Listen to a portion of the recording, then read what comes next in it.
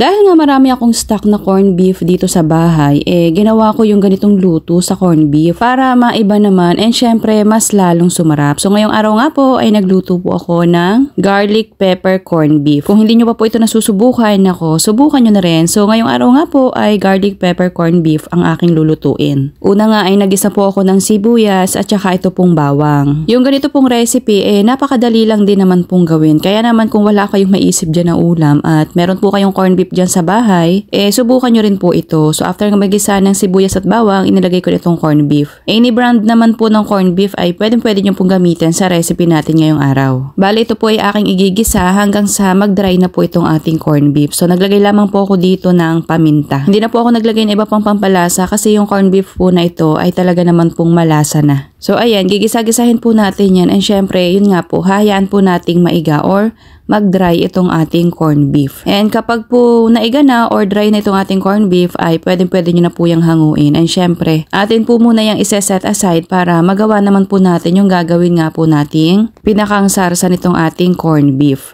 Dito nga po sa kaparehong kawali ay naglagay po ako dito ng mga nasa 2 kutsara po ng butter. Tapos 2 maliit na pack po nitong mushroom. So ito po yung aking igigisa. Mas masarap po kapag po medyo tatagal-tagalan yung pagkakagisa nitong mushroom. Tsaka mas mabango po. So after mong magisa ay naglagay po ako dito ng mga nasa 2 kutsara po ng harina.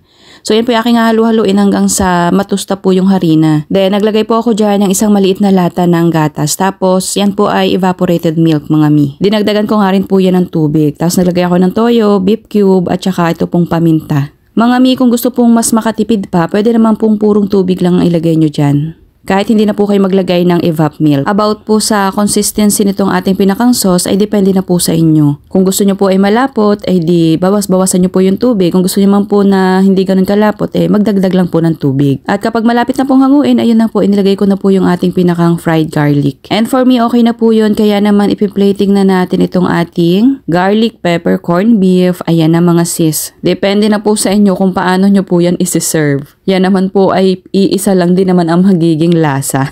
So akin po pinaikot ko lang ganyan tapos ayan, inilagay ko yung ating pinakang sauce and syempre itong ating fried garlic. Sobrang bango nito mga mi and itsura pa lang ay talaga naman pong matatakam ka na. Kaya naman kung meron po kayo dyang corned beef, nako mga mamis, gawin nyo na rin po ito dahil sigurado ako magugustuhan po yan ng inyong mga anak and syempre ng inyong mga mister. So sana nagustuhan nyo po yung ating recipe ngayong araw. Thank you for watching. Serve and enjoy. Mga mamis, paki-follow nyo na rin po itong ating page ha. Para kapag meron po tayong mga ganitong bagong recipe ay updated po kayo. Thank you for watching.